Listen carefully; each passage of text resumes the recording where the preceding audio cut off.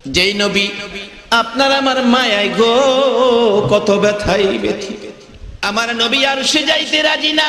আল্লাহু আকবার বলো।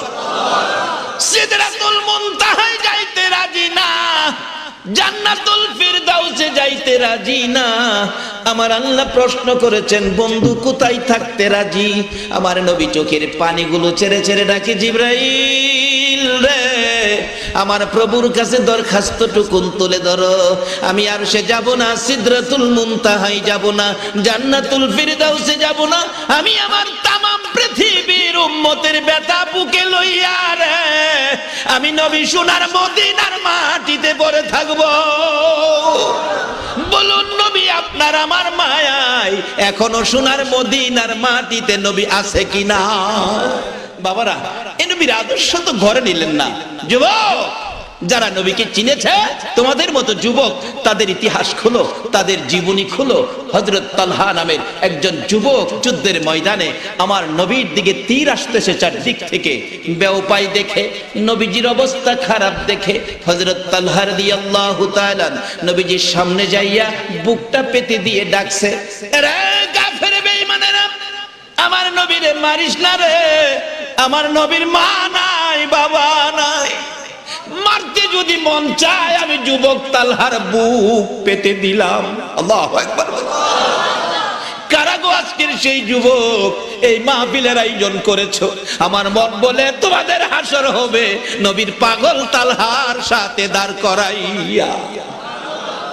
বুকটা পেতে দিয়ে ডাকছে, এরে কাফের বেঈমানেরা, মারতে যদি মন চায় আমার বুক পেতে দিলাম রে, মার কত মারবি, আমার রাসূলের গায়ে লাগতে দিব না। একের পর এক তীর আসে, কলিজার মধ্যে লাগে। নবীজির সামনে দাঁড়িয়ে আছে, হঠাৎ করে নবীজির কাছ থেকে 2 কদম সামনে চলে গেলেন। রাসূল বলেন, তালহা রে, সামনে দাঁড়িয়েছিলে, একটু দূরে গেলে, সামনে গেলে কেন? তালহা বলেন, ইয়া রাসূলুল্লাহ, ওই যে দেখেন পাহাড়ের উপর থেকে শক্তিশালী একটা পুরুষ আমার দিকে লক্ষ্য করে তীর মারতেছে গো নবী। মন কয় তীরটা আমি যদি আপনার পাশে লেগে থাকি, আমাকে সেদ্রু করে পিছন দিয়ে যাইয়া আপনার চেহারায় লাগবে গো নবী। আমার মতো শত তালহার কলিজা সেদ্রু হতে পারে গো, রাসূলের গায়ে লাগতে দিতে পারি না। আরে বাবা যুবক, সেই যুবক তোমরা হয়ে যাও, আমার নবীকে খুশি করার কাজগুলি নিয়ে এগিয়ে যাও, আল্লাহ তোমাদের বিজয় গঠাইয়া দিবে। নারে তাকবীর। হযরত তালহা বলেন, বলতে না বলতে তীর এসে আমার কলিজায় লেগে কলিজা সেদ্রু করে পিছন দিয়ে বেরিয়ে গেছে। ইয়া রাসূলুল্লাহ, এই যে দেখেন অবস্থা, তীর আমার কলিজা সেদ্রু করে দিয়েছে। আমার নবী ডাকে, তালহা রে, আয় আমার পাশে আয় রে তালহা। নবীজি তীরগুলো টাইনা টাইনা খুলে আর গনে গনে গনে দেখে 52টা তীর কলিজায় লাগা গেছে। এরা যুবকের দল, পাগল যদি হইতে হয় ওই নবীর পাগল হও রে বাবা। নবীর আদর্শ না লইয়া কবরে যাইও না, আমার নবীর উম্মতের পরিচয় পত্র না লইয়া কবরে যাইও না। কবর বড় সুবিধার জায়গা না বাবা। হিংসা থাকতে কাম হইতো না। হিংসা আমরা দেশ আছে কিনা? আরে আপন মার ফেডার বাইরে বাইরে হিংসা করে, সেমাটা দেখতে না। ভাই একটা বড় লোক আর একটা গরিব, আপন মারফেডের ভাই, এমন আছে না? বড় ভাই বড় লোক খালি চিন্তা করে, আরে হ্যাঁ যদি হানতে যাই দুগা গড়টা ভাঙ্গিয়া একটা ওয়াল কেড়ে লাইতাম, বড় একটা বাড়ি আমার হইতো, এরকম চিন্তা। উপরতে থুতু মারে, হ্যাঁ যাই তারা কেনা হ্যানতে না। এটা ইসলাম না। বরঞ্চ ভাই কেমন ভ্রাতৃত্ব আমাদের মধ্যে থাকা দরকার। কেমন ভাই, ভাই খাইছে কিনা? তুমি যদি ভাই হয়ে থাকো, তোমার পেটে ভাত ঢুকাইবার আগে তোমার গরিব ভাইটা খাইছে কিনা, বাতি যারা খাইছে কিনা খবর লইয়া তুমি ভাত খাও, তাহলে তুমি আল্লাহ রাসূলের দয়া তুমি পাইবা। কই পাইবো? পেট বড়া হিংসা। হ্যাঁ যদি যাইতো গা, এর মধ্যে বড় ভাইয়ের ছেলে, ছোট ভাইয়ের ছেলে, দুটা গরিবের ছেলে, বড় লোকের ছেলে মেট্রিক পরীক্ষা দিব। মানুষে কয় গরিব ভাইটা যে ছেলেটা লেখাপড়া ভালো, বড় লোক কয় আমার ফুলারে প্রাইভেট পড়াই মজা খাওয়াই, সেইটা ভালো হইলে কদ্দুর ভালো হইব, পরীক্ষার সময় বোঝা যাইব। পরীক্ষা গেছে পরে দেখে বড় লোকের ফুলাটা ফেল, আর যে গরিবের ফুলাটা, ছোট ভাই গরিবের ফুলাটা, এটা মাশাআল্লাহ ফার্স্ট ডিভিশনে ফার্স্ট। দুইজন দোতলাত বয়ে বয়ে কয়, কারবার দেখছো ফহির নির্বুত পাস করে লাইলো, আর আমরার হ্যাঁ কি করলো? আবার মনেরে বোঝা, মেট্রিক পাস করলে কি বো আয়ে হরণ লাগতো, হিংসা এটা দিতেছে, হ্যাঁ কেমনে পাস করে? কলেজের মাস্টাররা গিয়া কইছে, প্রফেসররা কইতাছে, ভাইজান আপনার ছেলের লেখাপড়া ভালো, এটা ভর্তি করে দেন কলেজে। পয়সা তো নাই, ভর্তি করুন কেমনে? ছেলেটা কাঁদতেছে, মা কই বাবা কান্দিস না, আমার ছাগলটা বিক্রি করে তোরে কলেজে ভর্তি করুন। যখন কলেজে ভর্তি করছে ও হেলার গায়ে যে আগুন লাগছে, আগুন কই নির্হুদ আবার কলেজে ভর্তি, কলেজে ভর্তি আয়ে ভাস করুন লাগতো না। মানে আল্লাহ যদি কাউরে কিছু দেয়, এটা কি কেউ নিতে পারবো? আল্লাহ দেওয়ার ক্ষমতা আছে না? আল্লাহ ইচ্ছা করলে দিতে পারে। বেনি আন্দর কুদ উলুমে আম্বিয়া, আল্লাহু আকবার বলুন। বেনি আন্দর কুদ উলুমে আম্বিয়া বে কিতাবি বে মুঈদি উস্তাদ। আল্লাহ ইচ্ছা করলে কিতাব ছাড়া, মাদ্রাসা ছাড়া, ভার্সিটি ছাড়া, উস্তাদ ছাড়াও ডাইরেক্ট কিছু দেওয়ার ক্ষমতা আমার আল্লাহ। আল্লাহ দিছে গরিবের ছেলে, ফাঁস করে লাইছে আয়ে, হইটা কয় আয়ে ফাঁস করলে কি বিয়ে করুন লাগতো না। বাচ্চারা কাঁদতেছে, বিয়ে পড়তো, মা কয় একটা বাছুর আছে বেচ্চা ভর্তি করুম, ভর্তি করছে, হেলা হইনা কয় হই নির্হুত বলে বিয়েও ভর্তি হচ্ছে, ফাঁস করুন লাগতো না। মাশাআল্লাহ বিয়েও ফাঁস করে লাইছে। অহন কয় কি করলো বিয়ে বলে ফাঁস করলে কি হ্যাঁ চাকরি পাইতো না। হিংসা। রেলওয়ের সার্কুলার দিছে, ইন্টারভিউ দিছে, ইন্টারভিউতে এলাও, চাকরি হয়ে গেছে, মাশাআল্লাহ চাকরি জয়েন দিছে। অহন হইনা কয় চাকরি ভাই, চাকরি পাইলে কি হ্যাঁ বেতন পাইতো না। এটা হিংসা। চাকরি পাইলে বলে বেতন পাইতো না। আচ্ছা চাকরি করলে কি সরকার বেতন দেয় না? মাস শেষ বেতন তো হয়ে গেছে, বেতন ভাইয়া টাকাগুলো লইয়া অফিসের সামনে কান্দে, মা মা তুমি কই গো, ও বাবা তুমি কই, তোমার কষ্টের ফলের গাছে ফল ধরেছে। টাকা লইয়া দৌড়াইয়া কাপড়ের দোকানের সামনে মা বাবার জন্য কাপড় কিনলো, মার জন্য শাড়ি, বাবার জন্য পায়জামা পাঞ্জাবি, মিষ্টি লইয়া কানতে কানতে বাড়িতে যাইয়া মার পায়ে সালাম করে, বাবার পায়ে সালাম করে, মা গো কত কষ্ট করেছো আমার লেখাপড়া করানোর জন্য গো মা, আজকে তোমাদের কষ্টের ফলের গাছে ফল ধরেছে। এই বেটা হই না কয় বেতন পেলে কি হয়, বাপ মারে বাদ দিত না। ওহন হইডা ওই কয় বাবা এই হিংসারূপ মুসলমানের চরিত্রে থাকতে পারে না। বরঞ্চ একজন যদি ভালো হয় কি বলতে হবে আলহামদুলিল্লাহ, আল্লাহ তাকে আরো ভালো করো, আল্লাহ তাকে দয়া করেছে, এটা স্বীকার করতে হবে, না হয় তোমার সব ধ্বংস হয়ে যাবে। আল্লাহ আমাদেরকে মুসলমানিত্ব ধরার তৌফিক দান করুক, সকালে বলুন আমিন।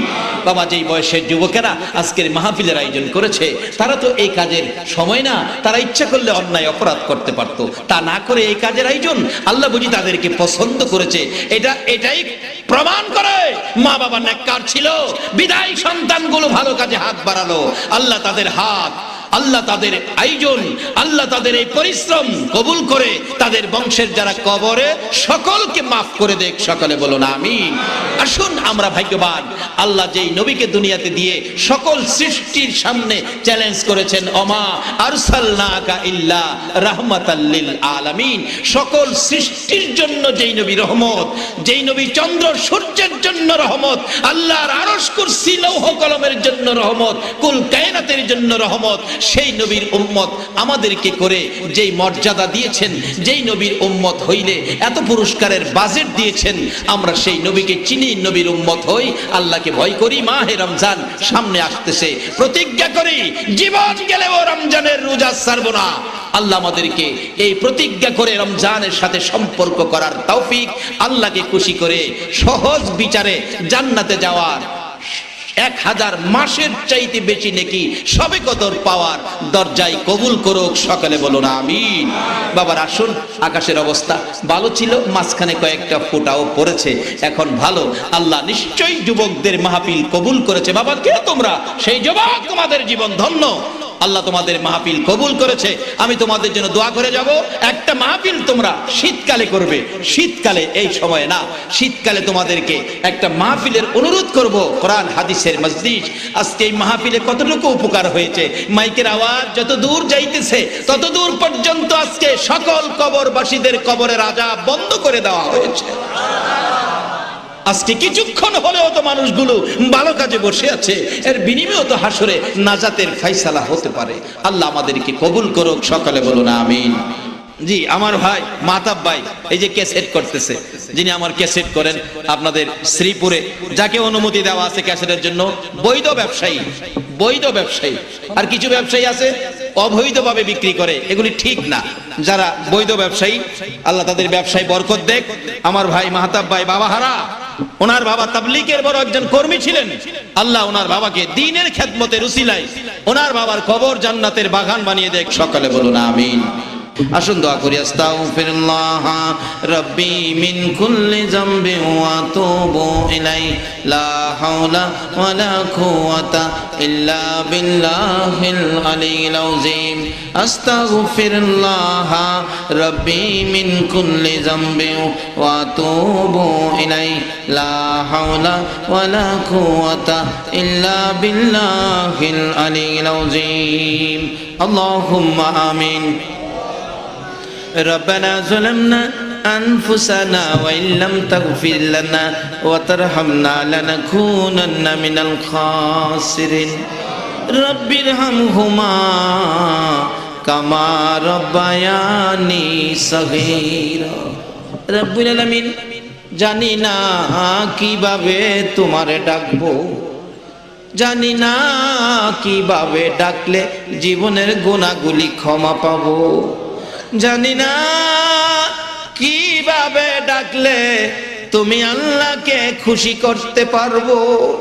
মাবুদ গো, বেবুদ শিশুর মতো তোমার শাহী দরবারে হাত বাড়াইলাম। আল্লাহ গো, আমরা যারা হাত বাড়াইছি গো আল্লাহ, এই হাতগুলি দেখলে তোমার যে 99 ভাগ মায়া আছে গো, এই হাত দেখলে তোমার মায়া লাগেনি। দুনিয়ায় দেখছি সন্তানেরা যদি হাত বাড়াই মায়ের কাছে, মা দৌড়াইয়া আসে, বাবা আমার কাছে হাত বাড়াইছো, কি চাও, কি লাগবে? তুমি হাত বাড়াইলে গো বাবা, আমি মায়ের মন চাই কলিজাটা খুইলা দিয়া দিতে। বাবার কাছে হাত বাড়াইলে সন্তান বাবার টাইনা টাইনা কোলে নেয়, 2 গালে চুমো দেয়, পকেট থেকে 500 টাকার নোট বাহির করে দেয়। মা বাবার মতো দরদি যদি সন্তানে হাত বাড়াইলে মা কলিজা চিরা দিতে চায়, বাবা 500 টাকার নোট দেয়। আমরা যে তোমার 99 ভাগ মায়ার দুয়ারে হাত বাড়াইছি, তুমি আমরারে কি দিবা গো আল্লাহ, কি দিবা গো? আমরার হাত তুমি কেমনে খালি ফিরাইবা গো আল্লাহ। আল্লাহ গো, আর কিছু চাই না, এই জীবনে যা গুনাহ করেছি দয়া করে আজকের মাহফিলের উসিলায় আমাদের তামাম জিন্দেগীর গুনাহগুলো ক্ষমা করে দাও। আল্লাহ গো, হাত বাড়াইয়া যদি ফিরা যায় আমরা লজ্জা পাই গো আল্লাহ। যেই নবীর মায়া এত কিছু করেছো, এই নবীর উম্মতের হাত কেমনে খালি ফিরাইবা গো আল্লাহ। ফিরাইও না, ঘুরাইও না, কার জীবনে কত গুনাহ হিসাব জিগাইও না। আজকের মাহফিলের উসিলায় আখিরি নবীর উম্মত বলে আমাদের তামাম জিন্দেগীর গুনাহগুলো ক্ষমা করে দাও। আল্লাহ গো, জীবনের গুনাহ ক্ষমার আসার দরখাস্তের পর আরেকটা দরখাস্ত করি, তুমি কিন্তু রাগ হইও না। তুমি যদি রাগ হও, তোমার বান্দা মনের দুঃখ কার কাছে কইব গো আল্লাহ। আমি জানি না কার মনে জানি দুঃখ মানায় রে। ও দরদি মা, ও মার বাবিরা, ডাকো না গো মা, মা কইয়া ডাকো। কে জানি হাত বাড়াইছে মায়ের অভাবী, কে জানি হাত বাড়াইছে রে বাবার অভাবী। যেই বাবা সন্তানের জন্য মাথার গাম পাতাই পড়তো, রোজগার করে লালন পালন করেছে, সন্তান যদি কোথাও গেছে বাবা রাত্র 10টা বাইজা গেলে আর সহ্য করতে পারে নাই, হারিকেনটা লইয়া বাবা হাঁটতে হাঁটতে বাস স্ট্যান্ড যায়া দাঁড়াইয়া রইছে। একটা বাস যদি স্টেশনে লাগছে, বাবা এতিমের মতো দরজার কিনারে দাঁড়াইয়া রইছে। কত মানুষ নামলো, সন্তান তো নামলো না। বাবা কাঁদতে কাঁদতে বাড়ির দিকে যাইতো রে, বাড়িতে যাইয়া দেখে মা দরদি কাডল গাছের নিচে দাঁড়াইয়া এতিমের মতো বিনাইয়া বিনাইয়া কান্দে। এই দরদি মা হারা বাবা হারা কে জানি হাত বাড়াইছে গো আল্লাহ। মা হারা সন্তানেরা কি করে, নিজে দেখেছি 5 বছরের একটা বাচ্চা বাবাকে দেখে নাই, মার পেটে থাকতেই বাবা হারা হয়ে গেছে। বাবা কইয়া ডাকতে মনে চাইলে মার গলায় ধরে বাবা বাবা কইয়া ডাকে। মা চোখের পানি ছেড়ে জবাব দেয়, বাবা গো আমার এই বাবা ডাইখো, আমার এই মা ডাইখো। হঠাৎ করে প্রেসারের রোগী, অ্যাক্সিডেন্ট হয়ে গেল, মৃত্যু হয়ে গেছে। বাচ্চাটা উঠানে খেলতেছিল, ঘরের ভিতরে মানুষের কান্নার আওয়াজ শুনে দৌড় দিলেন ঘরের দিকে যাবেন। চাচি ঘরের দরজায় দাঁড়ায়া 2টা হাত বাড়াইছে, হাই ভাতিজা আমার কুলে আয়, জীবনে আর মার কুলে উঠতে পারবি না। চাচি গো, মহিলারা কেন কান্দে ঘরের ভিতর? তোমার আম্মা তো মরে গেছে, বাচ্চা ছেলে মৃত্যু কি জিনিস বুঝে না। ঘরের ভিতরে যাইয়া দেখে সাদা কাপড় দিয়ে ঘুরে রাখছে। মহিলারা কাছে বসে কান্দে, টাইনা টাইনা মুখের কাপড় সরাইয়া ডাকছে, মা মা তুমি কেমনে ঘুমাইলা গো মা? সবসময় আমারে আগে ঘুম পাড়াইছো, তারপরে তো তুমি ঘুমাইছো গো মা, আমারে না ঘুম পাড়াইয়া তুমি কেমনে ঘুমাইয়া গেলা গো মা? একটা মহিলা বুঝাইতেছে, বাবারে ঘুমায় নাই, তোমার মা মরে গেছে, মরলে কি হবে? গোসল দিয়ে কাফন পরাবো, তারপরে কি করবেন? কবরে নিয়ে যাব, তারপরে কি করবেন? মাটির কবরে দাফন করে মাটি দিয়ে আমরা বাড়িতে চলে আসব। কিছুক্ষণ মার চেহারার দিকে তাকাইয়া একটা চিৎকার মারছে, ছেলেটা মা আমারে কই রাইগা যাইবা গো, আমি কার গলায় ধরে ঘুমাবো গো মা? আমারে কে পিঠের উপর হাত বুলাইয়া ঘুম পাড়াবে গো মা? আমারে কে বাবা বাবা কইয়া ডাকবে গো?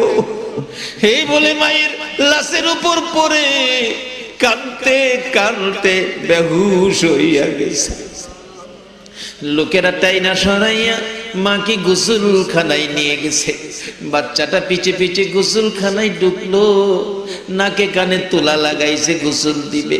ছেলেটা টাইনা টাইনা নাকের তুলাগুলো টাইনা খুলে ফেলে, আমার মা শ্বাস ফালাইতে পারবে না, নাকে তুলা দিও না।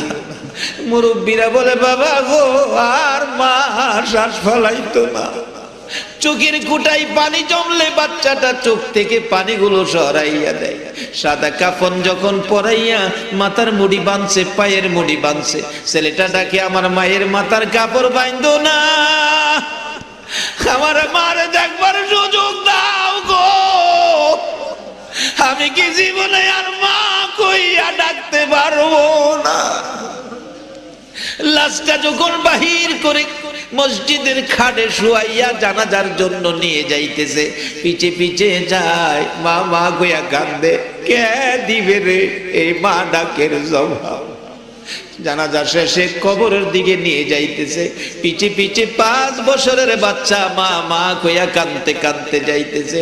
একটা মুরব্বী টাইনা কুলে নিচে কবরের পাশে লাশ নামাইয়া কবরে শুয়াইয়া দিয়ে বাঁশের খাটি বিছাইতে 2-4টা খাটি বাকি থাকতে একজন মুরব্বী ডাকতেছে, বাচ্চাটা কই রে?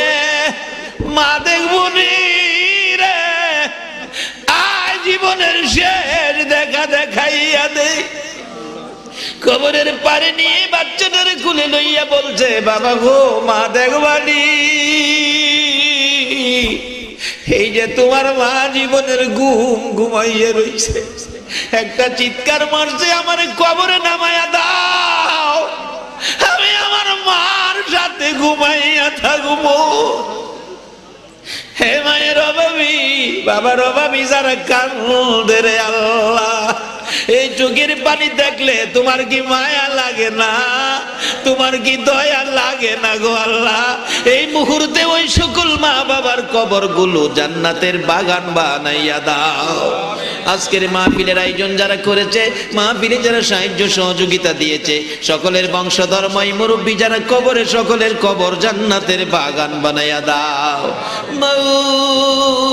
মাবুদ রে, আজকের মাহফিলে যারা হাত বাড়াইছে গো আল্লাহ, আমাদের মধ্যে যাদের মা বাবা দুনিয়াতে আছে হায়াত বাড়িয়ে দাও।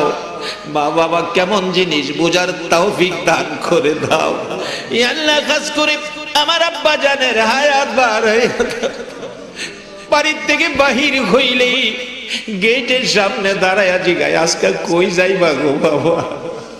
যদি বাবা না থাকে এই কথা কে জিগাইব গো? আমার আব্বা জানের হায়াত বাড়াইয়া দাও। খাস করে আমার বাবাজি সিরাজি সাহেব, আল্লাহ ওনাকে তুমি নেক হায়াত বাড়াইয়া দাও।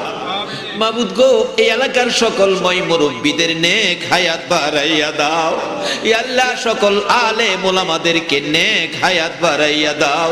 ইয়া আল্লাহ, আমার ছোট ভাই মাওলানা সালেহ সাহেবের হায়াত বাড়াইয়া দাও। আজকের মাহফিল কমিটির সকলকে নেক হায়াত বাড়াইয়া দাও। মা বোনদেরকে নেক হায়াত বাড়াইয়া দাও। আল্লাহ, আমাদের মধ্যে যারা বিমার শেফা করে দাও। যারা নামাজি নামাজ কবুল করে লও। যারা নামাজ পড়ে না নামাজের বুঝ দান করে দাও। ইয়া আল্লাহ, যারা ব্যবসা করে ব্যবসায় বরকত দাও। যারা চাকরি করে পদোন্নতি দান করে দাও। যারা বিদেশ থাকে সহি সালামতে রাখো। যারা বিদেশ যাবে মনের আশা পুরা করে দাও।